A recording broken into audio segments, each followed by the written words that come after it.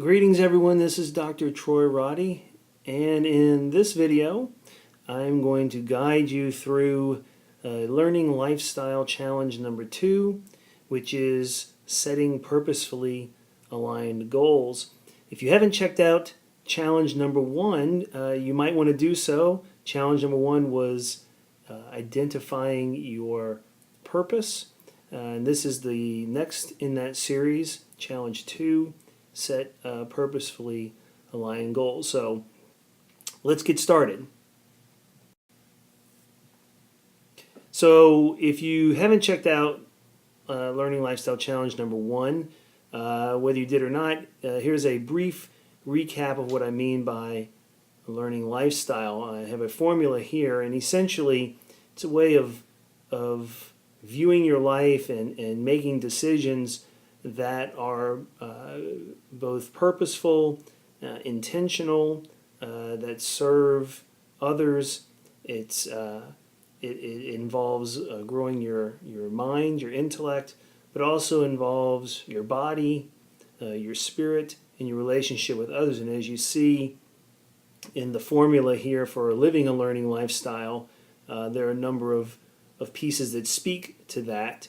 So it's applicable to anyone, whether you are a student or a teacher or a parent. Really anybody can live a learning lifestyle. And as I said before, Learning Lifestyle Challenge number 1 was figuring out your purpose, discovering your purpose. And the next step, which is this challenge 2, is setting goals that align with that purpose. So let's talk a little bit about what we mean by setting goals. Let's talk about goals in general before we get into actually setting them. And so if you do some reading about goals and do some searches online about characteristics of goals, you'll see a variety of ideas. You might see something about SMART goals, and I don't have a problem with SMART goals, but for living a learning lifestyle, we're going to do something a little bit differently than SMART goals. But there may be some pieces that are familiar to you if you are familiar with the SMART goal system.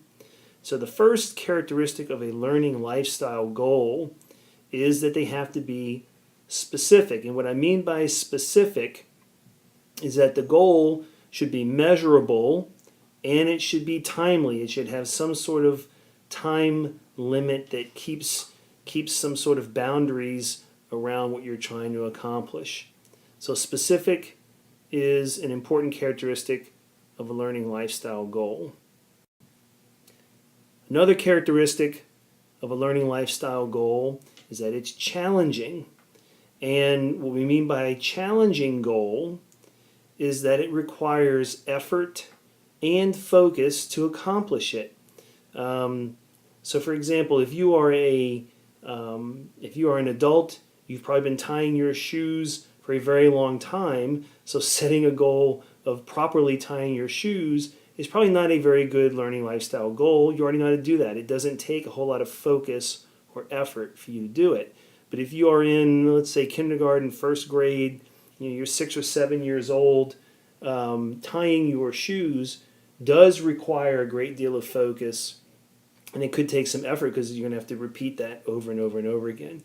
So a characteristic of a good learning lifestyle goal is that it's challenging in the sense that does it require focus and effort to be achieved? Another characteristic of a learning lifestyle goal is that they're realistic. It's something that you can actually accomplish. It's doable in the sense. I like to use the words flying and climbing. If you have to fly, per se, to achieve the goal, then you're probably not going to be able to do it. It's not realistic. We can't fly, but you can climb. So maybe using a ladder in that example. So climbing goals are achievable. Flying goals are not. You can get in a plane and fly, but you can't physically fly, right? So when we talk about realistic goals, sort of using a measurement around, is this something that I have to climb? Maybe not physically, actually, literally climb, but is it a climbing goal or a flying goal? Realistic is important. Learning lifestyle goals are also flexible, and this is a characteristic that you may not necessarily see very often if you read about goal setting. And by flexible, I want to be clear. We're not talking about changing the goal because it gets difficult or changing it because you suddenly realize that, well, I don't think I really want to be committed to this thing. Flexible goal means adjusting maybe the letter of the goal, the specifics of the goal, without changing the spirit of the goal. And there's an example on this page about reading. Another example I love to give is when I was a baseball player in college. And if I had a goal to get a safe hit every game or get on base at least once a game, that sounds like a really good goal. But let's say my last time up to bat, I haven't gotten on base yet, and the coach needs me to lay down a sacrifice bunt to move a teammate into scoring position. I'm probably not going to reach base that day, so I'm not going to achieve maybe the letter of the goal.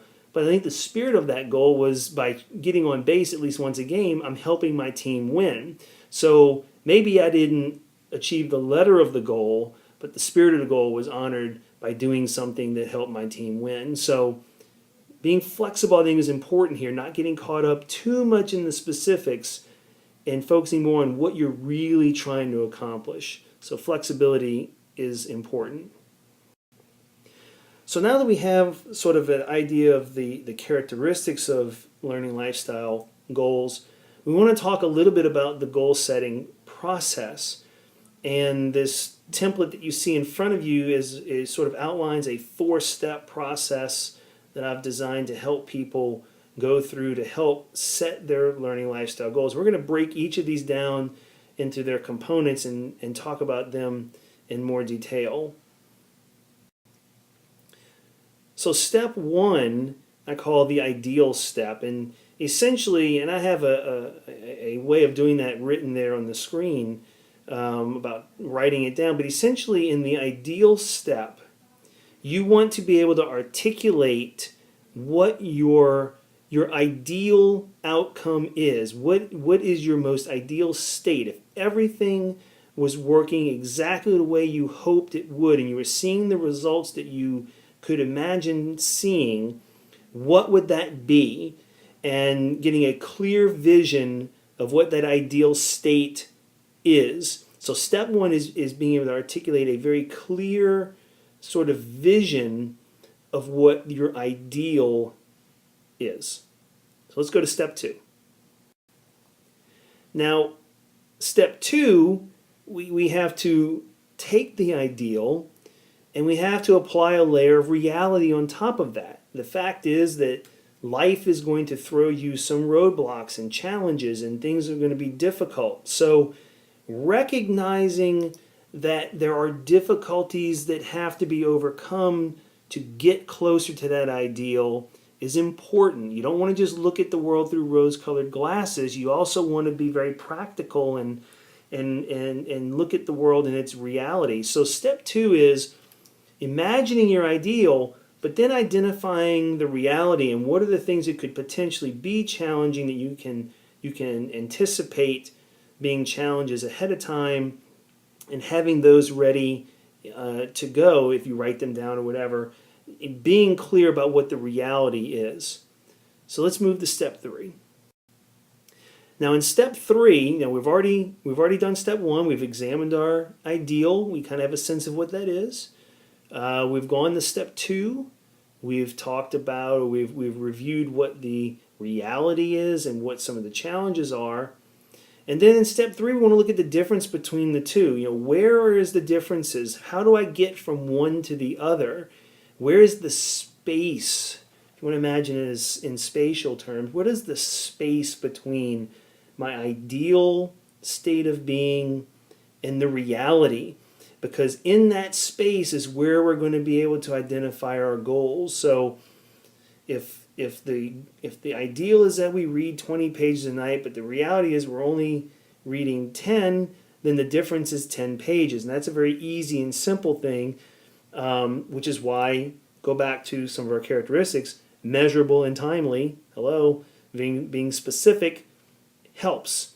So step 3 is identifying clearly what the difference is between your ideal and the reality.